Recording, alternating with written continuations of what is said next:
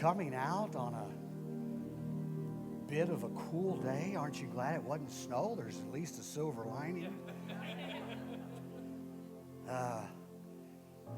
Windy.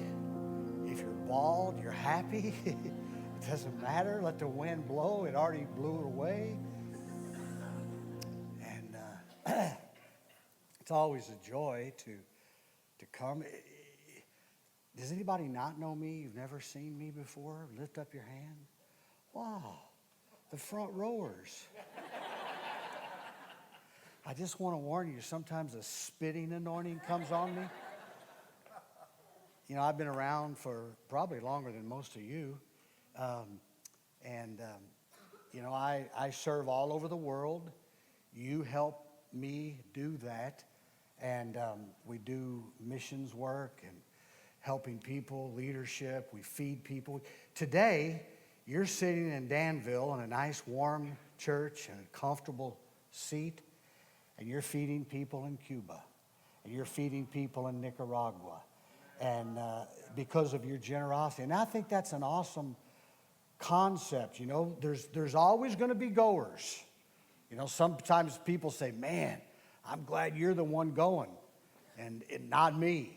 And when I tell them about India, they say, man, I'm glad you're going and not me. And I say, I'm glad I'm going and I'm glad you're sending me. I mean, it's a great team. And so thank you. Yes, I applaud you. It's always a great time. With it being cold, you're probably going to get mad at me. I actually was already in Mexico once this year. From the time I got on the plane to fly home to St. Louis, it was 83 degrees difference. Yeah, that'll make you want to slap somebody. And I'm leaving again next week for a 12-day trip to Mexico. It'll be in the low 80s. And no, I'm not sorry. I'm sorry for you, but I'm not sorry for me. And we'll be doing a bunch of great stuff and talking and teaching. One of the things I do in Mexico, I think you'd enjoy knowing this, is in Guadalajara, there's they're called Vida en Rescate, which is, it's basically stands for it's life rescue homes. And they take in men and women, help them with a second chance. Sometimes it's a third chance. They're as young as 13 years old. They've all either been on drugs or in crime. And they're in these homes, and they have about 280 men and women in these homes. And I go, and I'll speak to them during the daytime, and I don't talk about their past. I talk about their future. Their past is in the past. I want to help them with their future. In fact, this is kind of funny, at least it could be. The translator that translates me was in the United States at one time and was in prison. And he has the kind of tattoos beneath his eyes that shows that he has taken at least one life. And now he's saved and loves God and translates. And, you know, my prayer the whole time I'm with him is that he doesn't backslide. Wouldn't that be a good prayer? You know, I mean, I'm a coward. You know, I think about taking somebody's life. That would be bizarre. But anyway, he translates, and we go there, and I speak in all 9 of the homes, three different days, and it's just a blast. And I teach leadership, and then in March, you're going to send me to the nation of India, where we're going to dedicate more wells. We've now dedicated 143 wells. Yeah. That means that's 143 villages. Think of that didn't have water. And now they do. You helped be a part of that. You helped provide that. And so I have personally gone and dedicated all 143 of those wells. It's tiresome, but it's so rewarding. And the church, they're always on a church property in a village. The church pastor has to agree to never sell the water, which is very common in India. He has to give it if it's a Muslim, if it's a Hindu, if it's a Christian. And we have had a couple of pastors that say, man, we're just excited about having this water for our believers. And we say, that's fine, but we'll grill them and say, are you willing, if a Muslim walks up here with their bucket, you're willing to give? And we've got a couple that said no, and so we said no. And that's not mean.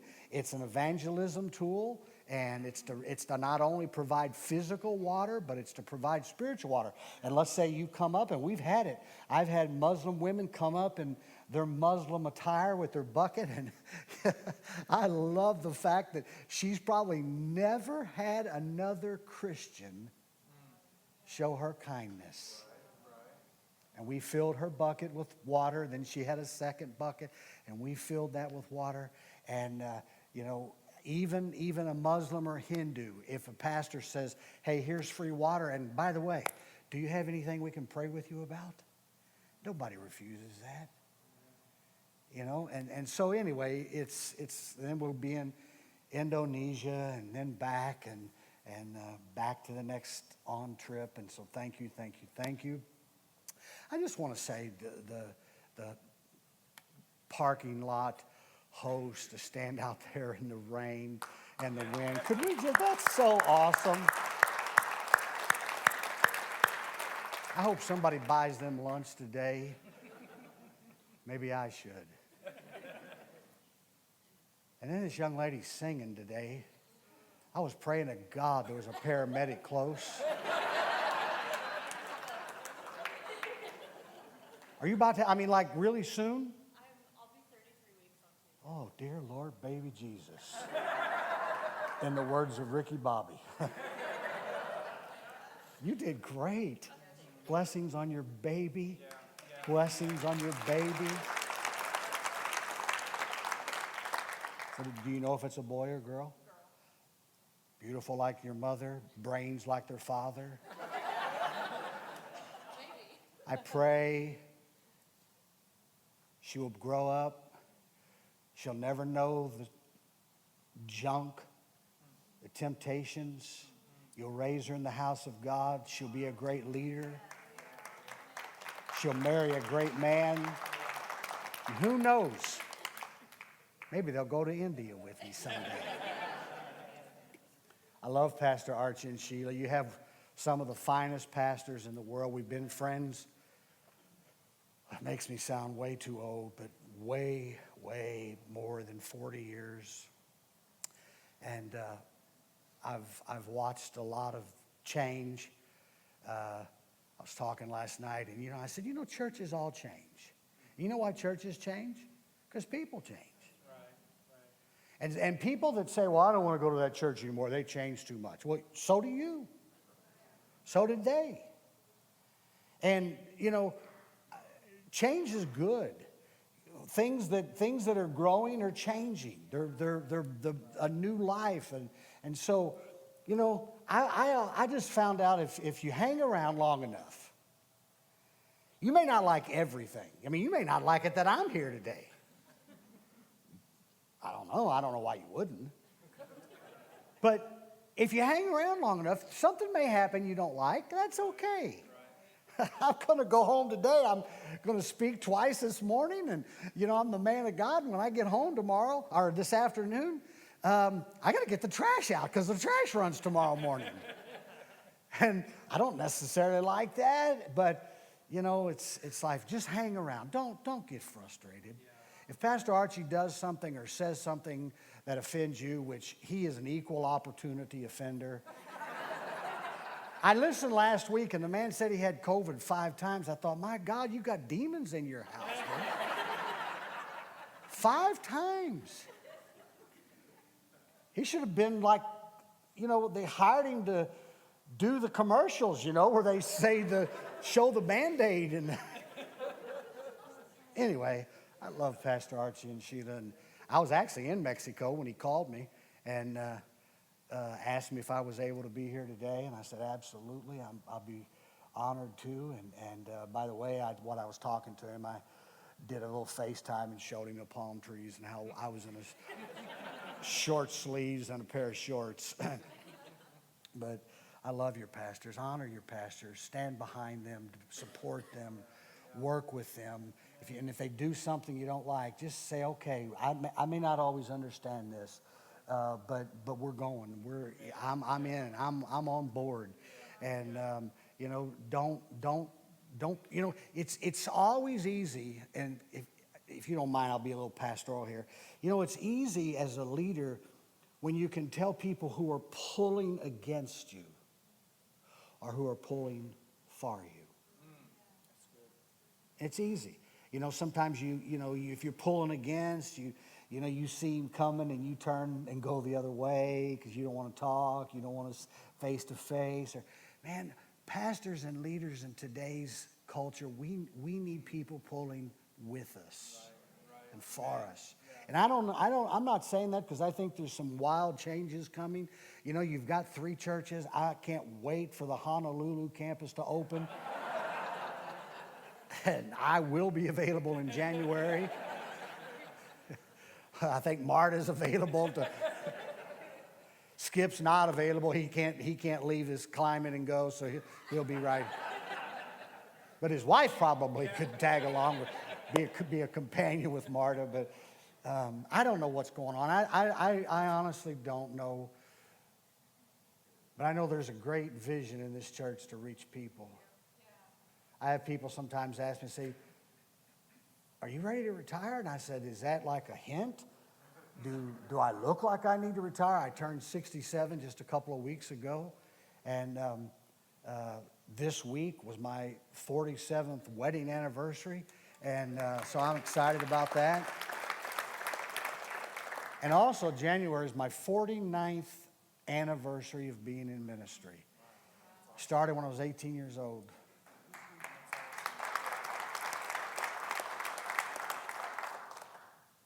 It's not because I'm the smartest guy in the world. It's not because I knew what to do. I was greener than grass. But I had a fire and a passion on the inside of me to help people. And I just want you to get ready because next January is my 50th ministry anniversary. I'm going to celebrate and party the entire year.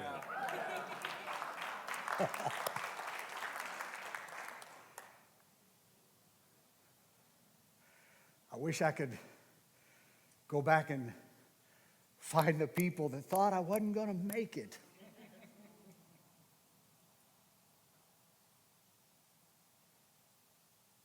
I wish I could talk to my father, who was sure I wasn't going to make it. Maybe you've had somebody close in your life that said you're not going to make it. But I came to tell you today, you're going to make it. You're going to make it. And I don't know what's facing you. I don't know what's in your path. But I'm going to talk a little bit about that today. You're going to make it. My title of my message today is, Are You Ready for Your Miracle? And you could take that word miracle, and I don't want that to sound all super spooky or, whatever. You could put in there, are you ready for your answer? Are you ready for your breakthrough? We sang about that this morning. Are you ready for things to be different? And I really believe I could say some things today that could make 2024 different for you.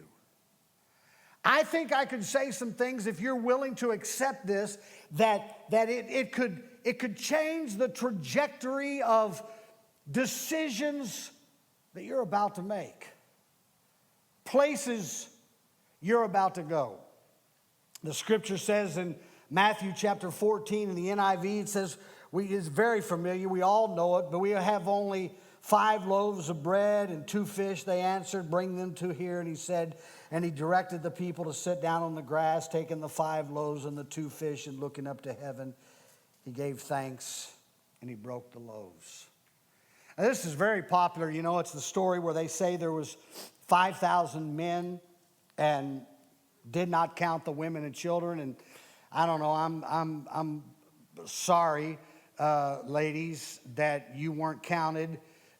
You should have been counted. And if the guy would have been smart, he would have said, we had 5,000 women and some men and some kids. Because probably dinner was delayed for him. But 5,000 men, women, kids, you know, I mean, there could have been as many as 15, 20,000 people at this gathering. And they had 5 loaves, they had 2 fish, not enough to feed them. Probably maybe enough to feed 4, 5, maybe 8 people. But this is one of the great miracles that Jesus performed.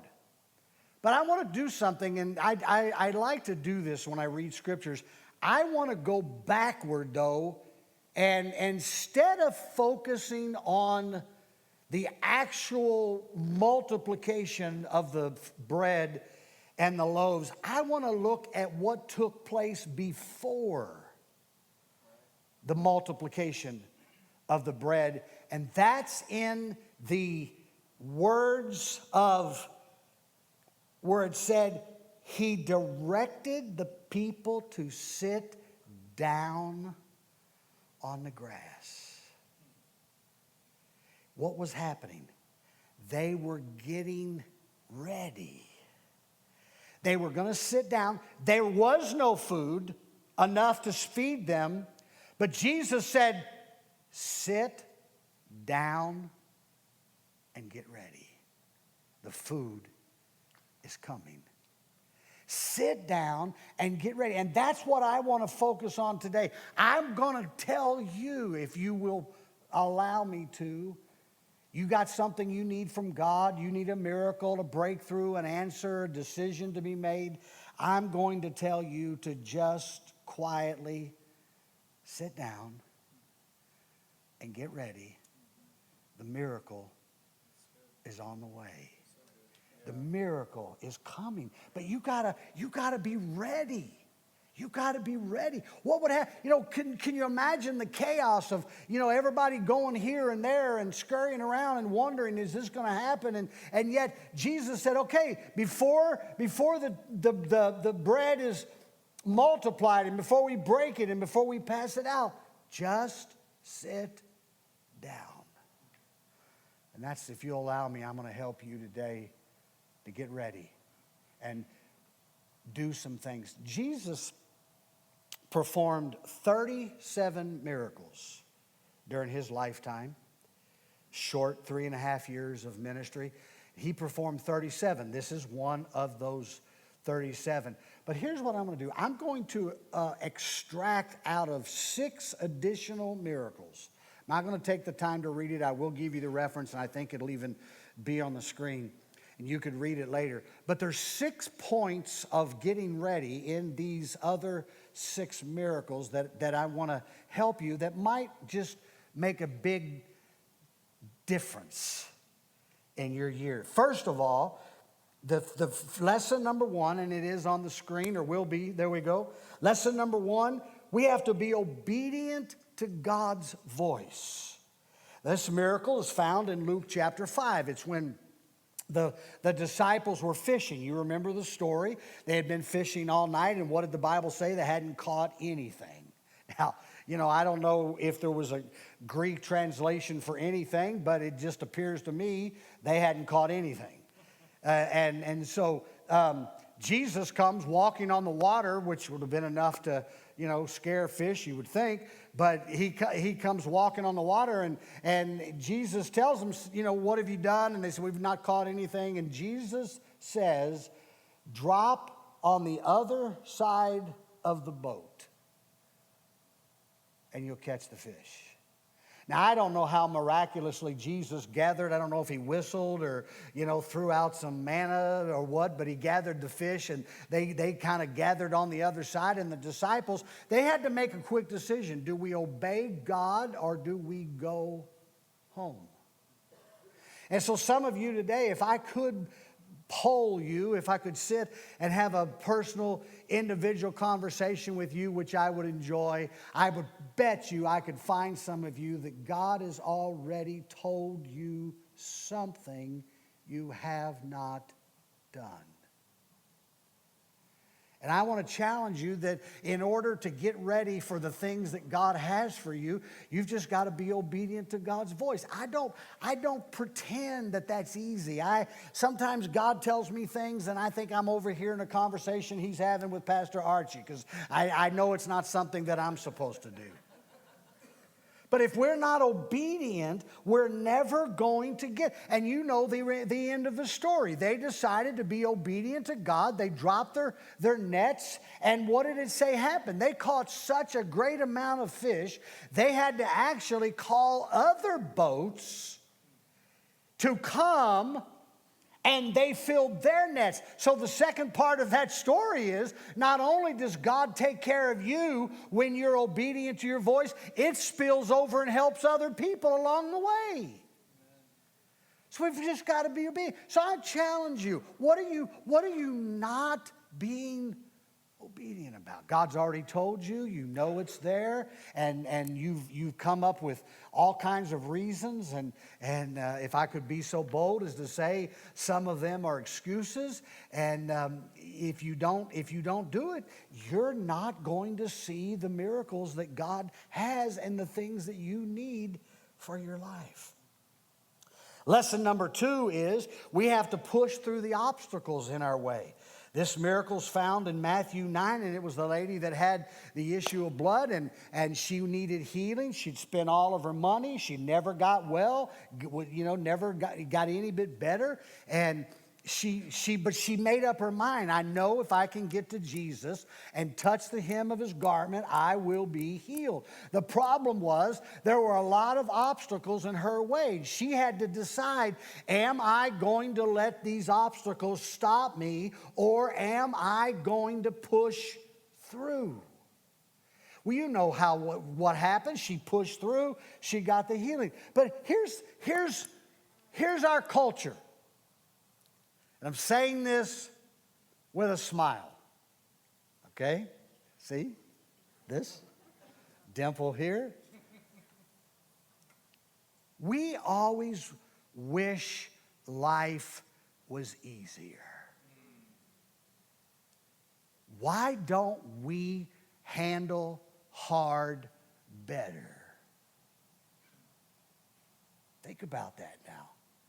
Why don't we push through the obstacles? Nobody, I understand. Nobody woke up this morning and say, oh, dear God, let the breakthrough of difficulties come my way. I'm ready. Nobody, I know that. I understand that. But life is not always easy. It's difficult. And to get what you want, you have to get up and do things that you know is going to get you to that spot. My youngest son played baseball, then played collegiate baseball. And there were times that if he didn't have a good day, he'd come home, set the net up in our backyard, and with a metal bat hit baseballs till 10:30 and 11 o'clock at night, till I said, son, the neighbors are going to throw us out of here. He said, I made 3 outs today. I got to correct this. And he didn't wish for things to get easier. He learned how to handle the hard better.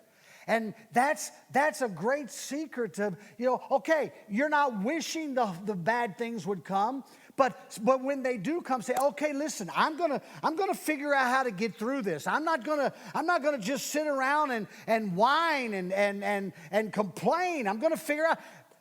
Life is tough. I have tough things happen to me. I have tough things happen every day. I have things happen to me I don't want them to happen. But I got to say, okay, am I going to push through this? am I gonna push through the obstacles? Every one of you have obstacles. Every one of you have situations that are not pleasant. They're not good. But what makes us better is we decide that difficulty is not going to destroy me. That bad moment is not going to destroy. It might be a chapter in my life, but it's not the whole book. I'm going to get through this. So lesson number 2 is push through. It may be easy, it may not be, but push through. Lesson number 3 is found in John 5. You must be first willing to try. Try something. You know, this miracle, I've always laughed about it, but it was about the paralyzed man at the pool of Bethesda for 38 years. And the Bible says that he laid by, there was waters that said, had healing waters, and it said he laid by the pool. Now, I'm not going to get down and lay down and show you example, because I'd have to have somebody help me get up, and that'd be embarrassing. But you know what I think? I mean, I think you would think the same thing. For 38 years, if you laid by the pool, couldn't you have just rolled over once? Couldn't you just... I don't think he was willing. I think he wanted somebody to help him. He was all about excuses. Listen to me. Your expectation is your responsibility. Don't worry about somebody else. You know, when Jesus, nobody will push me in, and I've been laying here for all this time, and I wish I could get healed, but nobody will help me. And then I think he just goes, wah, wah, wah, wah. You got to be willing to try.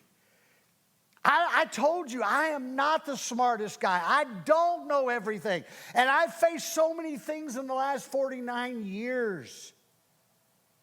But I've figured out, just try. Get up, wake up, put your big boy pants on, and try.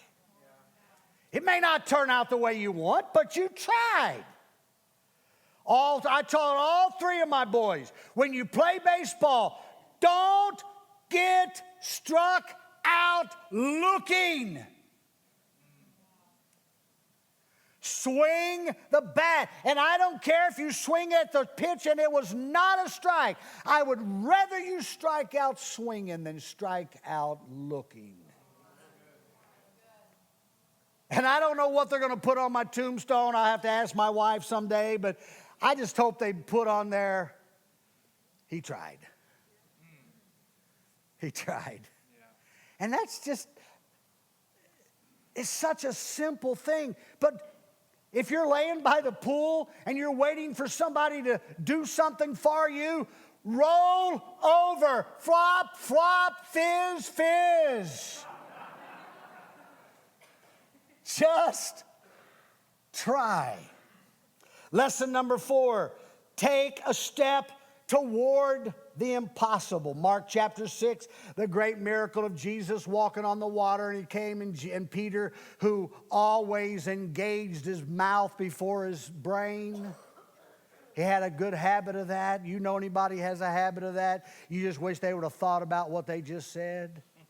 That's kind of the way Peter was. Peter said, Jesus, if it's you, can I do this? This looks like fun. And Jesus said, come. Now, unless you don't think that's quite the miracle it is, there's only 2 people I've ever heard of walking on water. One was Jesus and one was Peter. And what did Peter do? In all honesty, he stepped toward the impossible. And that's what you got to do. It looks bigger than you. That's fine. Step toward it. It looks like you don't know how it's going to turn out. That's fine. Step toward it. Step toward the impossible, and the possible will happen. I give Jesus what I don't have. He mixes it with what he has, and things turn out. And it'll turn out for you. It'll help you. So today, just it may be a baby step. It may be a half a step. It may be an inch. But step toward the impossible. The fifth lesson that to help us get ready is we have to step outside of what feels comfortable. This miracle's in John 9, and I'm glad I wasn't involved with it, but it's a story where Jesus healed a blind person. And what did he do before his sight came? Spit in his eyes. Now, I don't know that anybody would want to be a candidate for that miracle, but if it meant between you seeing and not seeing, I bet you'd line up. And it's all a matter of get outside of what you just feel comfortable with. And none of us are comfortable with somebody spitting in our eyes. But just get outside of what feels comfortable. God's challenging me this year, 2024, to do and to prove that I trust him. And I can't go into all of that yet today, but I'm asking God, help me. Help me to do some things that it don't feel comfortable. And there are some things after 49 years that I do know now what to do. But I'm asking God, help me to step outside of the comfortableness of my life. And can I challenge you to do the same? We get so enamored with our routines. I know that irritates people, And it irritates me, like when somebody stands up and says, hey, you ought to drive a different way to work. I think you ought to give me the gas money to do it.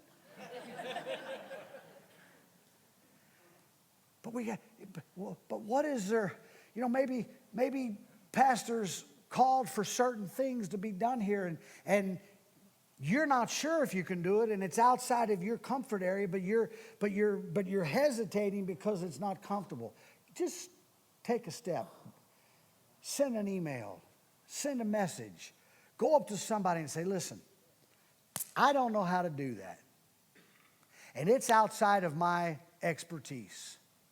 But if you got somebody that can help me and show me, I'm willing to try. Step outside. And then finally, maybe the gentleman can come back to the keyboard and it'll be my cue to hurry up and shut up. But the sixth lesson is what seems dead in your life, you have to believe it's possible that it can be brought back to life. John chapter 11, Lazarus was sick. Word came to Jesus that he was sick by Lazarus' sisters. And they asked Jesus if he would come. And I honestly don't know. Maybe you do. Why Jesus didn't go immediately, I have no clue. But the Bible's clear. It says he waited a couple of days. And in these 2 days, Lazarus goes from sick to dead. Think about that. And the sisters were honestly irate with Jesus. Jesus, if you would have got here, Lazarus would have lived. Because you delayed, Lazarus has died. Jesus said, it's no problem. What once was dead is going to live. Everything's going to be all right. And listen, I don't know what you're facing this morning. You may have hesitantly came into this service. And maybe you're even sitting there while I'm talking and thinking, if you only knew. And in no way do I want to make light of what you're facing.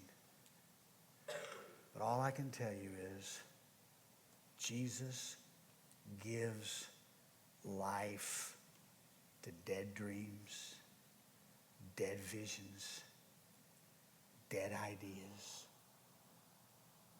dead moments. And he can do the same for you. He can bring to life the things that you feel hopeless about today. But here's where it all starts. I've given you these concepts and lessons out of 6 of the 37 miracles that Jesus performed, but here's where it all starts.